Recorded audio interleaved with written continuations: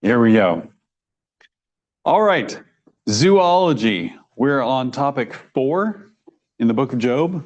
Science in the book of Job, answering the questions. And this week we're talking about zoology, animals.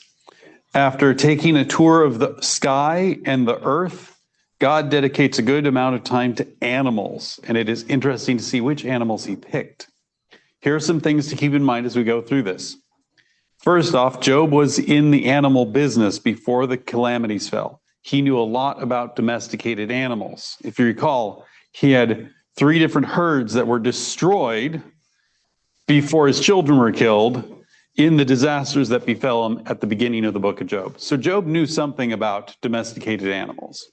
But the second thing to remember is we believe this was recently after Babel, which was not long after the flood. This might be 300 to 350 years after the flood and towards the end of the Ice Age. All the animals had to disperse, as humanity also had to fulfill God's command to fill the earth. Many of the animals now recognized as subspecies were pretty likely the same at this point in history, and many extinct creatures now were not yet so. We'll talk more on this in the next lesson, which is cryptozoology. As I was doing research for this, I rediscovered my passion for animals that I had when I was in 4th grade, and it was so much fun. And then I had to trim a lot of things out of here because I really wanted to focus on the questions that God asked Job, not just on the wonderful creations that God has made with all these animals. So I'm going to do very, very, very hard to stay on point with this. I did find a few people who have also delved, thank you, into this, which delve isn't a tense of dive in any way. Anyway, a few other people have studied these animals in depth, and so I've picked their brains and picked on their stuff. Carol Apple wrote God's Purpose for Animals, an analysis of the book of Job, chapters 38 and 39. And March 2011, and her introduction I thought was fitting and encapsulated everything I thought I needed to say, but did it in a better way. Here God expresses concern and awareness of the animals, and not just as species, but as individuals. I get the idea that God is aware of every feather on every bird, as well as every blade of grass, just as he's aware of each star. His awareness is awesome in itself, but when you add the fact that he is the source and sustainer of all creation, you begin to get a glimmering of understanding of what he's expressing to Job. We might be tempted to whine that God is saying he's too big and great to pay any attention to our problems, but we will be whining without justification. God is, after all, taking the time to explain all this to Job, and he has shown himself to care about our every breath long before Christ incarnated to redeem us by his death and resurrection. He is a God who is willing to take the time to express his point of view to one of the creatures he made. And then I discovered, as I was doing research on these animals, that Brian Hodge posted in April of this year, and he had done the same Google searches I did on all these animals. I kept finding him pop up. Every time I was looking up an animal, his name would pop up. So this is his introduction. The Lord mentions 10 animals to Job in Job 38 through 39. These are designed to serve as examples of God's power, wisdom, and care of things on this planet. The mentioning of these animals and his control over nature and the universe itself has a humbling effect on Job. So here are the 10 species of Middle Eastern wildlife that God mentions. First off, we have the lion. Can you hunt the prey for the lion or satisfy the appetite of the young lions when they crouch in their dens or lurk in their lairs to lie in wait? Brian Hodge asked the question, who feeds the animals? Who set up the food web which has sustained animals such as lions to this day? God did this. Did you know that lions are believed to ordinarily feed every 3 or 4 days and need an average between 11 to 15 pounds of food per day? That's misleading when you read it that way. I researched that. According to PBS and Smithsonian, a single lion may eat anywhere from 11 to 20 pounds of meat per day, but they also usually gorge by eating up to 100 pounds and then fasting for several days. Imagine preparing food for one lion. But they also hunt together in groups called prides that usually have between 3 and 30 lions. Can you imagine preparing up to 3,000 pounds of meat all at once? Now, we have experts on this in our county. The San Diego Zoo Safari Park has a pride of lions. They say the male lion eats about a quarter of his body weight in a single meal. A 200-pound man would need to eat 50 pounds of food in one meal to match. That's a big eater.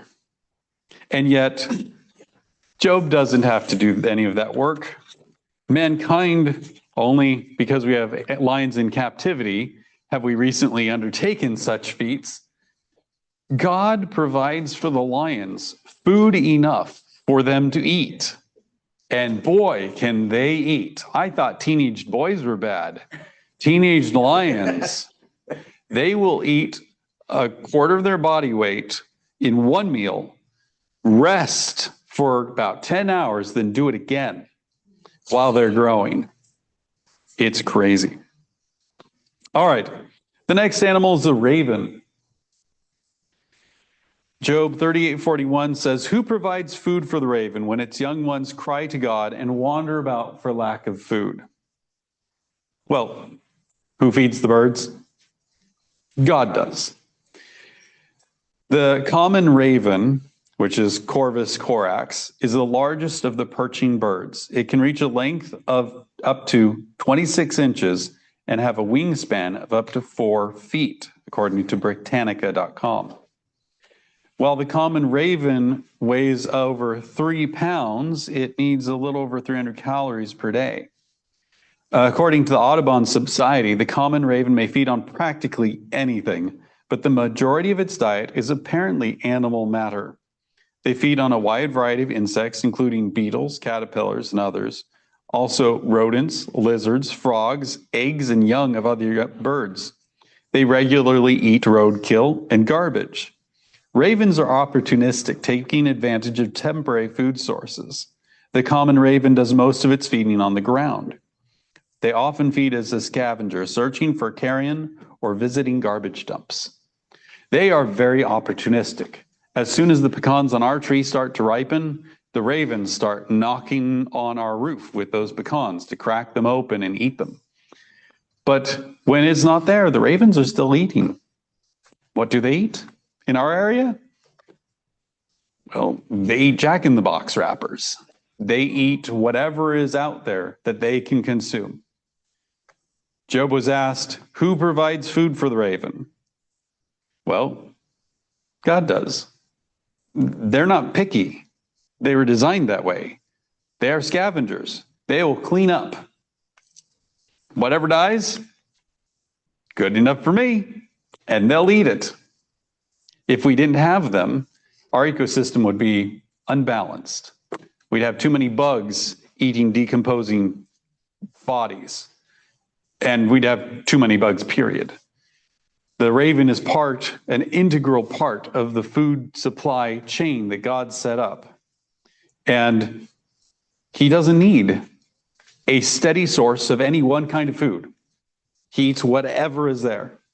When it says the young ones cry to God and wander about for lack of food, when a food source is emptied, say my front yard no longer has pecans, and we have a flock of ravens, they will suddenly take off and go somewhere else because they need more food. They know enough to keep looking for food, and they find whatever they can eat. All right, the mountain goat and deer. Job 39:1-4 says, "Do you know the time when the wild mountain goats bear young? Or can you mark when the deer gives birth? Can you number the months that they fulfill? Do you know the time when they bear young? They bow down, they bring forth their young, they deliver their offspring. Their young ones are healthy. They grow strong with grain. They depart and do not return to them. These are wild animals. They grow and live in hills and mountains. They live in remote areas away from where people ordinarily live. They are shy and elusive. Do you know when they give birth? Job didn't know. Although Job was a domesticator of goats, he wouldn't know when the mountain goats give birth. Wild goats, especially mountain goats, typically give birth in late spring, May through June, on secluded ledges. We now know that they typically have a 5-month gestation period, but tracking a single goat through pregnancy in the wild is still an undertaking. Goat behavior has been observed for thousands of years, but from Job's point of view as a herdsman, the wild animals were a mystery to him. His breeders could have told him about the domestic herds of goats and sheep, but not the wild goat or deer. And it was very interesting as I tried to get my search engine to show results for who is the first person to observe wild goats breeding and giving birth. And Google is very skewed towards evolution. 14,000 years ago, and they're talking about domestic goats. No, I know domestic goats. Goats were domesticated. They're one of the first domesticated animals. Who was the first goat herder that we know of in the Bible? Adam's son Cain. It didn't take long to domesticate goats and sheep. Not Cain, Abel. It didn't take long to domesticate. But there have always been wild goats. And the point God was asking Job is, do you oversee their births? You're a breeder of your own animals, but I take care of everything else. You don't even know where they give birth. They find ledges. Baby goats can climb ledges one day after they're born. They are not feeble. They are not helpless. We think of baby lambs, and those are domesticated sheep, and they're so cute and fluffy and nearly defenseless. I wouldn't call baby goats defenseless. They are well defended because they are born in areas that mountain lions can't reach, but goats can. And then, have you ever seen a baby deer in the wild? Me either. They're very well camouflaged. And most people, even hunters, won't see the baby deer. They'll see the mama deer, because when you get too close to a baby deer's huddle in the grass, the mom will bolt, and all the attention goes to her. They hide their babies. They stay safe. All right. The next animal is the wild donkey, or the wild ass, as I was corrected by the San Diego Zoo Safari Park. Who set the wild donkey free? Who loosed the bonds of the onager, whose home I have made the wilderness, and the barren land his dwelling? He scorns the tumult of the city. He does not heed the shouts of the driver. The range of the mountains is his pasture, and he searches after every green thing. So, who set the wild donkey free? This is a trick question. Even the evolutionary folks at the San Diego Zoo Safari Park recognized that the wild donkeys were domesticated. Not as a whole, but you had to get one and interbreed it in order to get to the donkeys that we have domesticated. But you can't get one of these guys. This is a Somali wild ass. They're at the the San Diego Zoo Safari Park. But they're up there in Escondido. You can watch them roam around. They have longer ears, they have longer legs, and they have more personality. You cannot convince one of these things to take a noose, to pull your wagon, to do anything. They ignore you completely or run away. They're completely at home in the wild.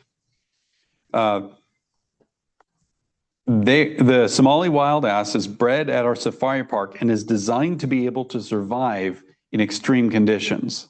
Hot or cold, these guys can live on almost nothing.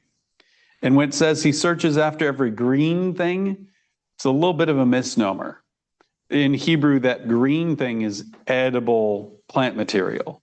These guys eat brown things. They will eat the bark. They will eat small twigs. They'll eat an area clean.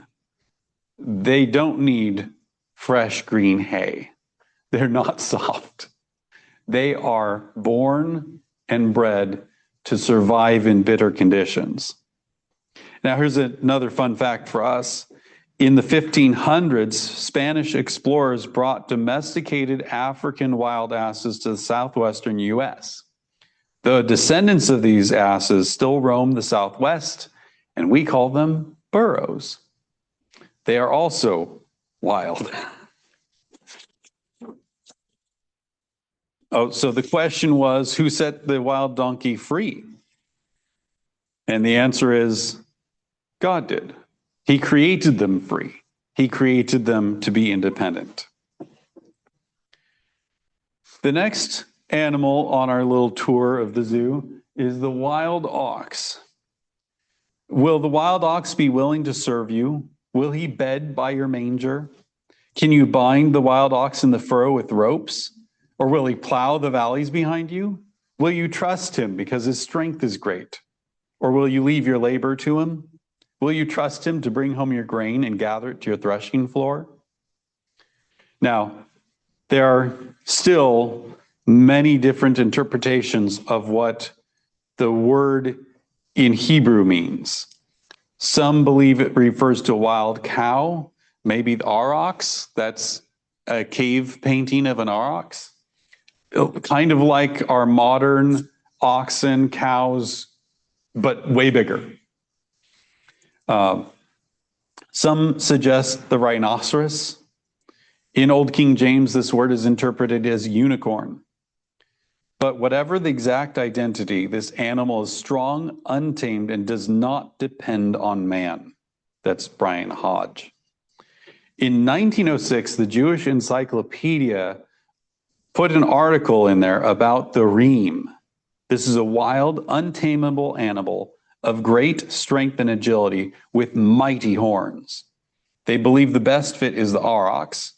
This view is supported by the Assyrian Remu, which is often used as a metaphor of strength and is depicted as powerful, fierce, wild, or mountain bull with large horns. Interestingly, if we follow this interpretation of reem as wild ox or aurochs, the domestication of these huge creatures led to their extinction even as they became the originators of our modern cattle.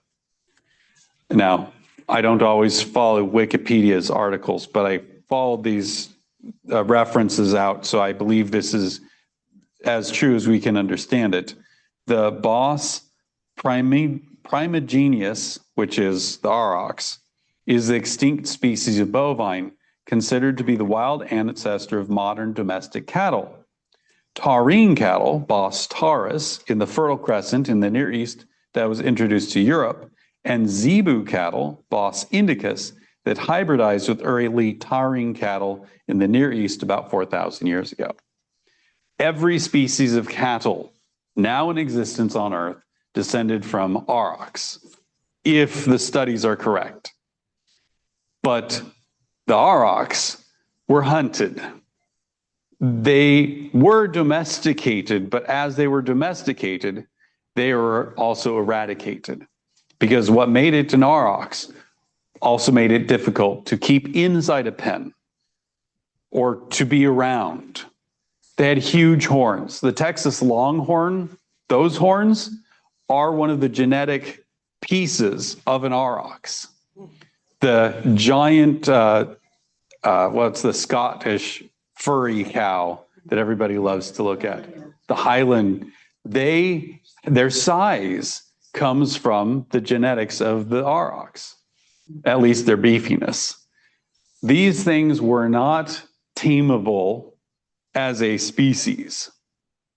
What they were was, as they got bred for the tame part of a cow, we lost the aurochs, if that's the correct interpretation. These guys wouldn't serve you. These guys weren't part of Job's cattle empire. These guys were the scary ones that you left in the woods. So the questions posed to Job all come up with the answer, no. You leave those guys alone. You take care of your camel, you take care of your sheep, you take care of your domesticated goats, and you leave the reem outside. The next animal is the ostrich, Job 39, 13 through 18. The wings of the ostrich wave proudly, but her wings and pinions like the kindly stork's? For she leaves her eggs on the ground and warms them in the dust. She forgets that a foot may crush them, or that a wild beast may break them. She treats her young harshly as though they were not hers. Her labor is in vain without concern, because God deprived her of wisdom and did not endow her with understanding. When she lifts herself on high, she scorns the horse and its rider. Are ostriches smart? No. Yeah. Their eyeballs are bigger than the brains. Most birds, like the stork, use their wings to fly. The ostrich uses its wings for balance and maneuvering while running. It can run. It can outrun a horse. It can reach speeds of up to 43 miles per hour in a short sprint and maintain speeds of 30 to 37 miles per hour over longer distances. It can maintain this speed for about 30 miles. Can you imagine running 30 miles in 1 hour? These things would crush the marathon records. Absolutely. Now, it is the world's largest bird. It stands between 6 and 9 feet tall, weighs over 300 pounds. And a lot of observations about ostrich behavior make it seem like it's not a very intelligent animal. The ostrich lays 30 or more eggs in a nest of sand. The outer eggs are sometimes exposed and get trampled. It appears she forgot to cover them, but in the design of God, they serve as food for the chicks that subsequently hatch. She will flee the nest when danger is imminent, though this is frequently a play to distract predators. This is from Wayne Jackson's commentary on the book of Job. This seeming stupid bird has been able to survive for thousands of years on Earth. God made this animal the way it is. Now, I found out that ostriches will lay eggs in a communal nest. They'll work together to dig it in the sand. And the misconception of an ostrich sticking its head in the sand comes from when they dig their nest. They don't use their toes to dig the nest. They use their beaks to dig the nest. So their head's down while they're uncovering enough space for the eggs. When they lay eggs, they'll lay eggs communally. So there'll be a bunch of different couples that have eggs in the nest, and they'll take turns partnering to incubate the eggs. But what happens is, even though they are big birds, they also have really big eggs. And they incubate the eggs by sitting in the middle of the nest. The outside eggs do not get incubated. They often are decoy eggs in the grand scheme of things. Now, the ostrich is really fast, but also not defenseless. An ostrich kick can kill an African lion. That's serious. I would not want to be kicked by an ostrich. I actually thought that was scary enough. If you ever want to know how dinosaurs acted, look at an ostrich or an emu when they're coming to take food out of your hand. They stalk you and they look at you with unblinking eyes until they dart and get the food. First time I tried feeding an emu, I dropped all the food on the ground because he stalked over to me. I was keeping my hand flat and out, and it was like 4 feet away when suddenly its head darted at me. And I didn't even think about it. My brain didn't have the chance to tell my body not to react. My spinal cord said, move. And I dropped my hand and all the food went flying. Those things are big. They are proud. They know they're big. God designed them that way. All right, the next one is interesting. The war horse. Job 39:19 through 25 says, have you given the horse strength? Have you clothed his neck with thunder? Can you frighten him like a locust? His majestic snorting strikes terror. He paws in the valley and rejoices in his strength. He gallops into the clash of arms. He mocks at fear and is not frightened, nor does he turn back from the sword. The quiver rattles against him, the glittering spear and javelin. He devours the distance with fierceness and rage, nor does he come to a halt because the trumpet is sounded. At the blast of the trumpet, he says, aha! He smells the battle from afar, the thunder of captains and shouting. Now, horses are magnificent animals, and we humans have been using them for a long time, whether it's for work or transportation or war. Who gave this creature its strength and its mane? God did. Not all breeds of horse are fit for battle, but the Arabian horses have long been favored for riding into battle. These may be descended from the horses God asked Job about. This is the only animal in the list that mankind had any interaction with, but the point was that it isn't man's work that bred the horse to love battle. God gave the horses the strength, agility, and fearlessness needed to become war animals. There are many animals that have been used in war, famously elephants. There have been other animals, time to time, that have been used in war, but only the horse has figured prominently in battles from the earliest recorded histories of battles. When you read about Moses and the Israelites leaving Egypt, who chased them? It was Egyptians on chariots with war horses. And horses were used in battles through the Civil War and Crimean War. Are they still used in war? You betcha. All over the world. They are more agile than men on foot. They're way faster. They can carry an armed man longer distances than any marching man can. And the cavalry charge has been proven over thousands of years to totally destroy an infantry charge. But God had to design the courage that those horses have. Even though they have to be trained, you can't train every animal to charge into cannon fire, and horses did. Horses, war horses, are signs that God designed creatures with abilities far beyond many other creatures. He designed them specially to be partners with man. The hawk is our next creature. Job 39:26 says, does the hawk fly by your wisdom and spread its wings toward the south? Well, who gives the birds the wisdom to fly? God does. It's God. It's not man. We watched birds for thousands of years and went, that would be so cool if we could do that. It's only been in recent years that man has gained the ability to fly, and that's only through machines, not through flapping, although there are many experiments in flapping for a long time. The first manned flight was in a hot air balloon in November of 1783 in Paris, France.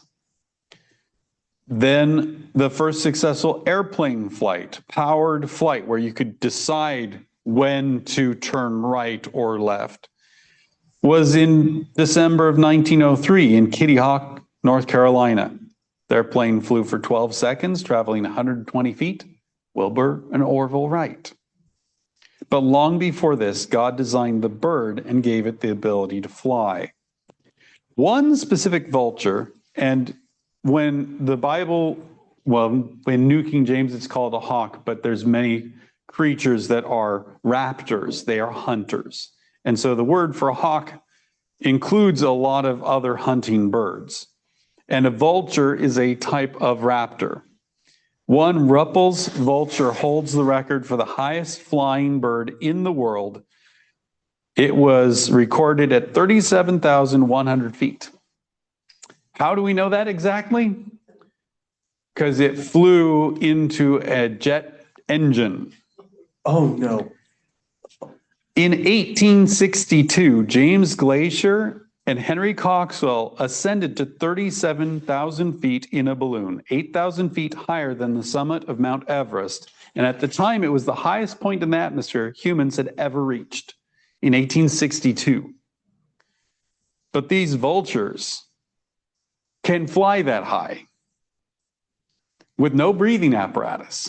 God designed them with a specially designed hemoglobin that attracts oxygen more strongly than mammal hemoglobin. And in January of this year, I was trying to figure out, how does the hawk know to fly south? We've been studying migration for a long time. In January of this year, an article from Smithsonian states scientists have been looking for evidence of what animals may use to navigate.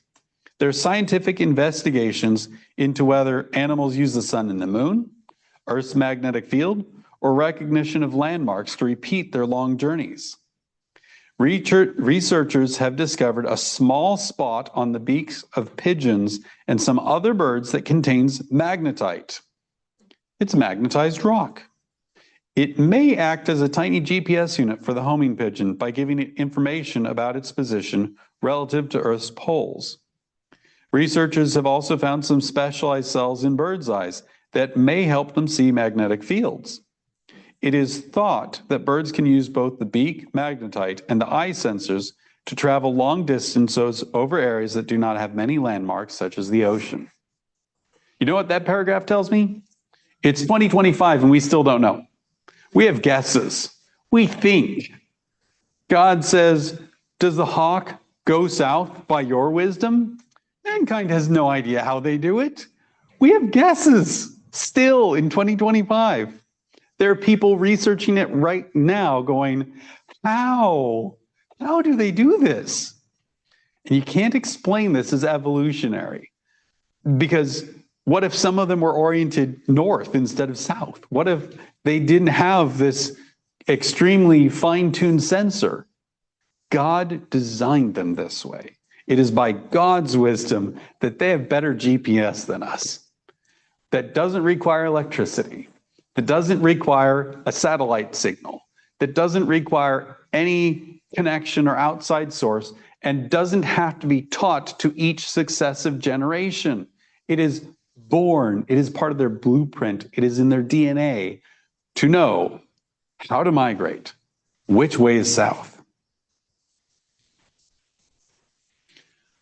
All right, and the eagle or vulture, this is part of the same paragraph, and the Hebrew words are for raptors. And so I picked a golden eagle because bald eagles are a North American eagle. Golden eagles are found in Europe and Asia as well. Job 39, 27 through 30. Does the eagle mount up at your command and make its nest on high?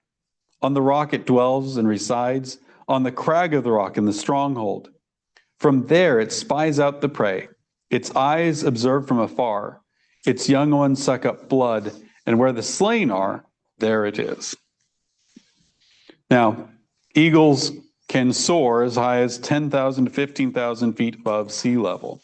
They nest in high places. They also have great eyesight for spotting prey. And I tried to find the original source of this. A bald eagle can spot prey the size of a rabbit 3 miles away. That exact phrase appeared in National Geographic, Smithsonian, the National Zoo, All sorts of places cite that figure, but I couldn't find where that figure came from. But what I did find is that eagles have specialized eyeballs. Yes, they have better vision than we do, like way better vision. If a human has perfect vision, it's 20/20. From 20 feet away, you see something as though it was 20 feet away. Some humans have better than 20/20 vision. A lot of quarterbacks have 20/15 or even 20/10 vision, where they can spot downfield that there's going to be an opening right there and they can throw in that spot. An eagle has 25 vision. They can see something 20 feet away as though it was only 5 feet away. Wow. But more impressive than that, they don't see a moving spot 2 to 3 miles away. They identify it as a rabbit 2 to 3 miles away. They can tell it's a rabbit, not just something moving out there. They can spot a flying bird 50 miles away. They have immense abilities with their eyeballs. They have eyes that have just a small area of overlap. So they get bifocal vision, as most predatory animals do. But they also have wide range vision, and they have 2 focal spots in their eyes. You and I only have one. We can focus on one thing at a time. I can read that word, or I can read that word, or I can read that word, or I can look at you. An eagle can look at the spot that they're focused on and also see the wide vision, and their brains are wired to do that, so that if they're going after prey and another predator is there, they can avoid the other predator or change directions and decide to eat the other predator instead. That is amazing. God designed that.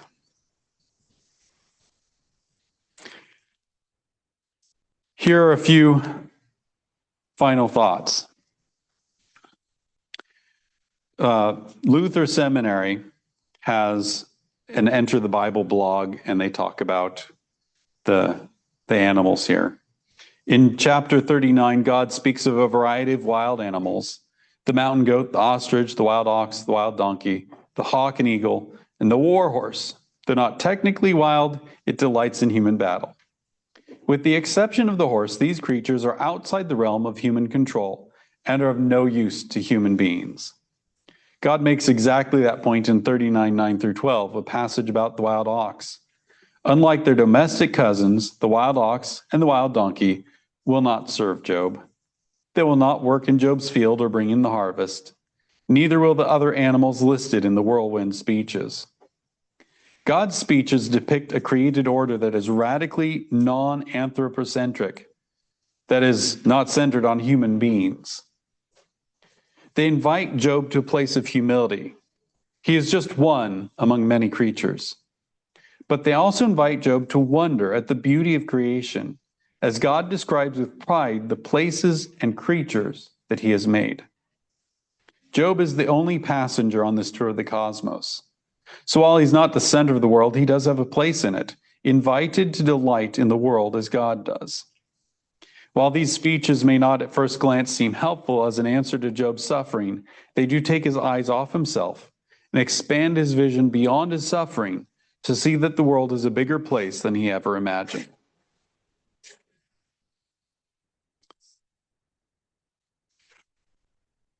So, the point of the zoology.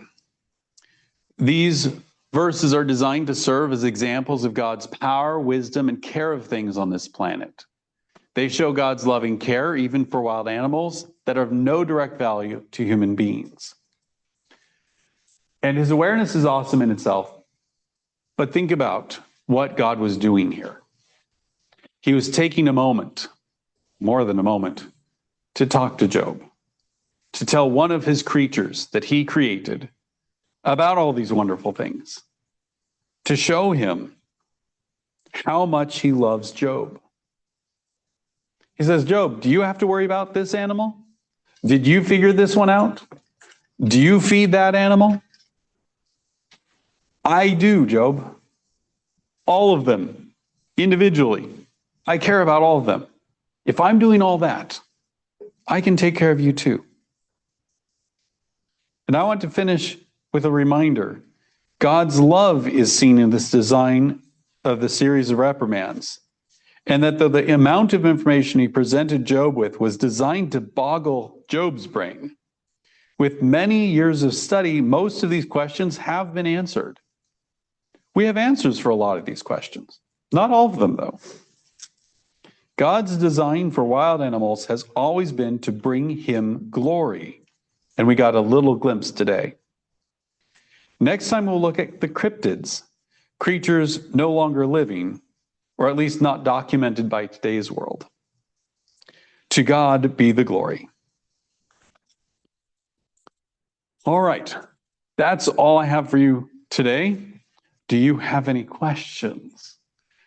I have to tell you, I got up to 45 pages of material for this before I was like, okay, have to focus on just the questions that Job was asked, because animals are fascinating.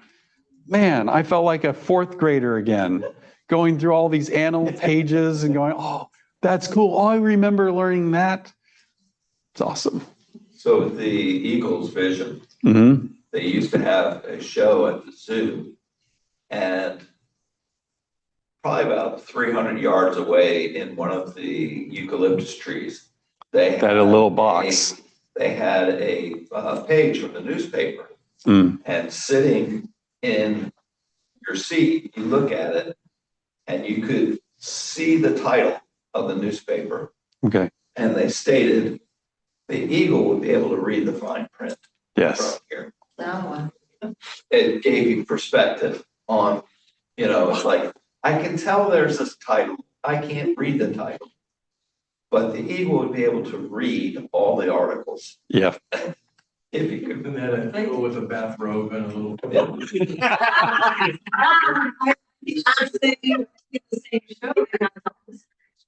They had been working with ostrich for months and months. And they said, look what the ostrich has been able to learn. And they had feet on one side and the ostrich walked over and got it. And then it was on the other side and the ostrich walked over and got it. They were not able to teach the ostrich anything. And I'm like, why didn't you read your Bible? Yeah, this is free list. Yeah. It is amazing, like you think about how God made our bodies, and then even, that's amazing. And then he created all these other things that are similar, so different.